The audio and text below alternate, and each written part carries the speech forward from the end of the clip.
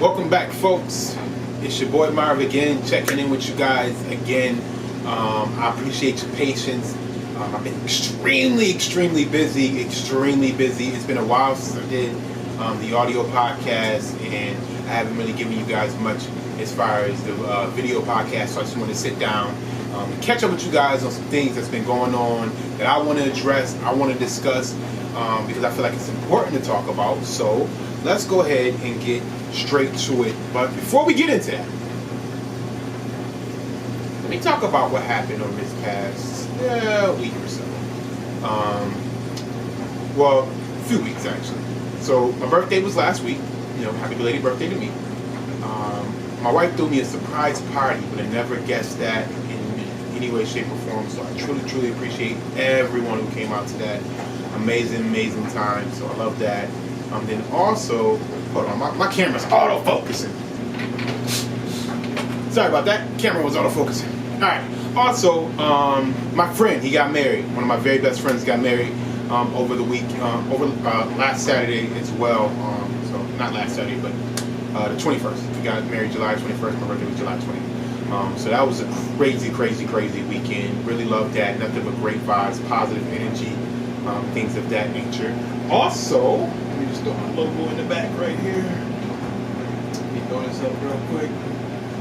Be all cliche. Also, it was also, what else happened? Oh, I purchased a new car.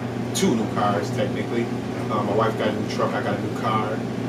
Chevy Malibu. So it's an awesome car. I love it.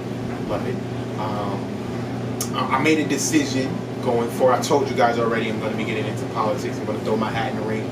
I'm actually going to engage in politics. I'm not going to just be talking. I launched a new PR page. It's called Niagara Falls, New York PR for people that aren't as local. It wouldn't really suit you. But for people that are in my hometown, it's a great page for you to try out and go from there. It's basically telling you what's going on around the city. It's not going to be more so of like crime and criminal and things of that nature. It's going to just be more like stuff you need to be aware of, especially events. Any type of events I want to make sure I tell people about, and also any type of like road travel advisory, things of that nature. I want to make sure I tell people about as well. So that is going to be the basis of that page. So if you're from the Niagara Falls, New York area, you want to know what's going on in Niagara Falls, and somewhat around the surrounding areas. I won't do any major cities like Buffalo or something like that. But if pretty much, I'll stick to Niagara County. I probably should call it Niagara County. Yeah, I'm gonna do that. So by the time y'all see this, the name change is gonna be to Niagara County something. Hey, let's try and do it live right here on this vlog and right here on this podcast. Why not? Try something different. Now, if it takes me a few times, I'll go ahead and update it. But let's go ahead and try something. Head page settings. Any of you got Facebook pages? Make sure you like my Facebook page at Marvin L. Crittenden. I'm also on Instagram. It's Marv. I'm also on where else am I? Instagram. It's Marv, and where else? Instagram. It's Marv, and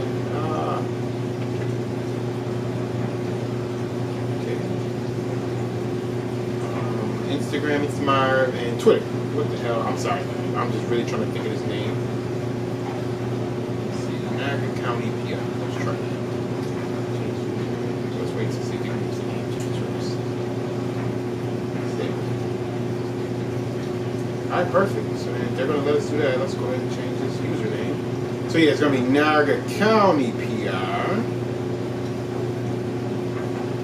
Perfect, and it works. So now I'm going to extend it out to the county. Not just my city, but the entire county. Boom. So, just did that quick. I'll probably cut that down some of the video. Whatever happens. So, just did that quick. Boom. Now, also what I want to talk about is what's been going on in the world. I know people are a little upset. People are a little emotional about what's going on. The Cowboys going crazy. And whatnot. The Cowboys players deciding what they want to do. But it's a few things that, listen, I post things on my personal page at @itsmarv, at _itsmarv, if I feel like it's something that's extremely important. So there was a white identity extremist. His name was John Lee Cowell. He approached two black women. This is out in Oakland, California. He approached two black women and stabbed them. One of the black women he killed. Her name is Nia. The other black woman was her sister, who was seriously injured, but she ended up surviving. This man, everyone is calling it a random act of violence. Everyone is calling it everything but what it truly is. It was a racially charged act of violence. It's that simple. We can try and sugarcoat it all we want. The media is trying to spin it any way they want. They want to make it seem like it was this, that, and the third. What really pissed me off is how a girl that got brutally murdered, they decided to use a picture of her holding a gun. What they're basically doing is trying to desensitize people from her murder when they do those kind of things. So you truly got to watch out for these irresponsible news companies. That is extremely irresponsible to do such a thing, especially to the victim, when you put out no such photo of the attacker. It was very well thought out and planned. He ended up going to a parking garage, changing clothes, the whole kit and caboodle. You can tell it was a well thought out planned murder or execution, and he carried it out and he successfully killed a young black woman. And they said he was a part of the skinheads because he was wearing the white shoelaces, and in order to get your red shoelaces, you have to spill blood, and you have to spill blood towards a black person. So you have to pretty much harm or kill a black person in order to get your red shoelaces as a skinhead. If you ever see a skinhead with red shoelaces, that means they killed a black person. So they trying to call it everything but what it truly is, but that's essentially what happened with the Nita situation. For those that didn't know or wasn't really paying attention or was getting too many sketchy details, that's what that was about. Also, I saw this survey that I thought was rather interesting. It was kind of funny to me, to be completely honest. I'm going to go ahead and read y'all the survey. It's from a page on Facebook called Socrates Memes, right? I want y'all to follow me, okay? Follow me. If person A steals all of person B's money and give it to person C, does person C have a moral obligation to give the money back to person B, even if person C did nothing wrong himself? It was a yes or no question. 65% of the people said yes, 35% of the people said no. So basically, if person A steals person B's money, give it to person C, should person C give it back to person A? We'll see. Alright, here's the second question they asked after that. If person A steals all of person B's money, and because of this, person A's grandson is very rich and person B's granddaughter is very poor, does person A's grandson have a moral obligation to give money to person B's granddaughter? 47% people said yes, 53% of the people said no. Right? Now, do you think descendants of slave owners in the United States owe reparations to descendants of slaves? 39% of people said yes, 61% of the people said no. Boy, how those morals start to flipping when you get to talking about certain things. I thought it was pretty funny. I don't know. You tell me. You know, I threw the pictures on the screen so you guys can check them out for yourself, just in case, you know. And if you want to go back and pause it, whatever you gotta do, go ahead and do it. But I just wanted you guys to read what I read and pretty much see what I saw and laugh as much as I laughed. So, with that being said, I just wanted to read that to y'all real quick. I don't know. I thought that was kind of funny, but who knows. Moving on. There's some other things I want to talk about. Alright, so there was a situation where a DNA testing company, 23andMe, and a pharmaceutical giant, GSK, partnered to help develop drugs. So essentially what happened was anybody that took the 23andMe test and gave their DNA up to find out where they came from also had to check a box that said, yes, I'm okay with you guys using my DNA to develop drugs. For all the conspiracy theorists out there, I know they are having a wig day today. You hear me? They out here going crazy because this is exactly the type of stuff they were talking about, and that is something I would not participate in regards to that whole thing. So I'm sorry, guys. I don't think that was the smartest idea. I don't trust pharmaceutical companies, just to be completely upfront and honest with you guys about it, because I feel like they are too irresponsible, they're too money driven, and they don't really care about helping the people that they're treating. They want to make sure they're in it for money. So in order to get it for money, there's no money in the cure. There's only money in the treatment. So, and then plus, marijuana is coming around and it's just basically sweeping up everything as far as these pharmaceutical companies. So I'm not interested in further funding that when I know there's a better option for people out there. So that's something we probably should be focusing on more so than fattening the pockets of these people. But who am I? Moving along. All right. I have noted it was an article that came out that absolutely disgusts me. ABC 13 News, WSET. I don't know where they're out of, but I'm just going to give you their whole call. Their Twitter is ABC 13 News.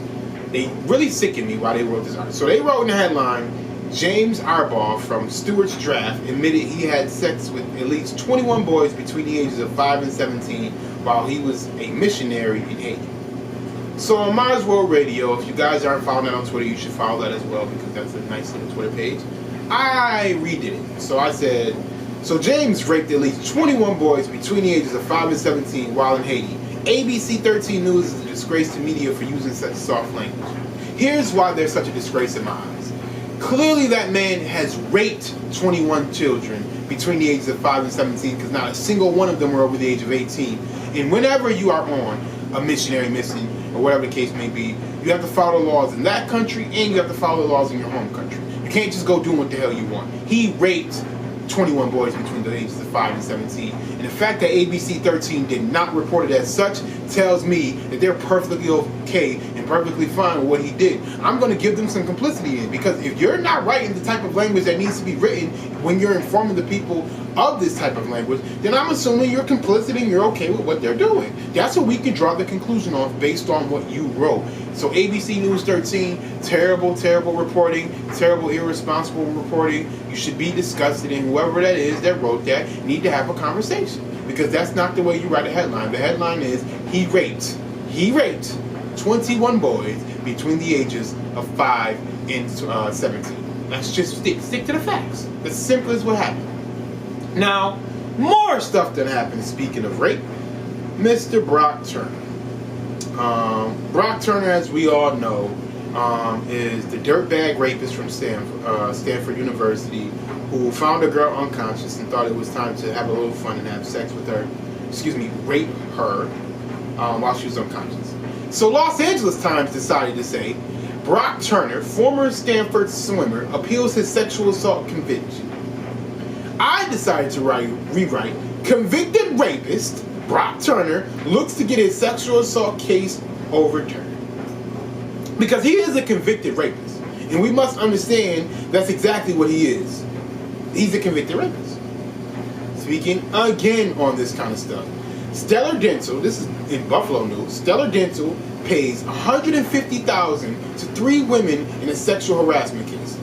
Our tolerance for sexual harassment, sexual assault, sexual anything is in America is extremely tolerant, and it's actually disgusting the way we let these kind of pet predators continue to roam the streets. They get light sentencing, they get slaps on the wrist, and a lot of times they get no punishment outside of paying some type of restitution when it comes to these sexual assaults. I don't think once sexual assault is brought up and something is brought to the once sexual assault is brought up, I don't believe the victim has any right in regards to saying that they want to move forward with charges, because if I was every other situation lets you choose, right? You know, I think sexual assault should be treated like murder, because the victim in a murder case can't say, hey, I want to press charges.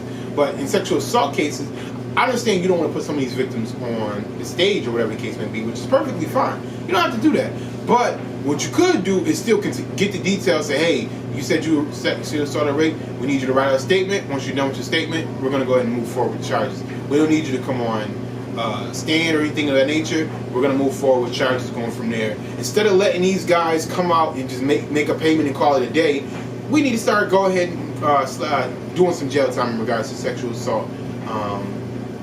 Not victims, but the people who are doing it, the sexual assaulters, if you would. We need to do that, because at the end of the day, this is just getting out of hand in regards to this whole thing. Our tolerance in America for sexual assault is disgusting.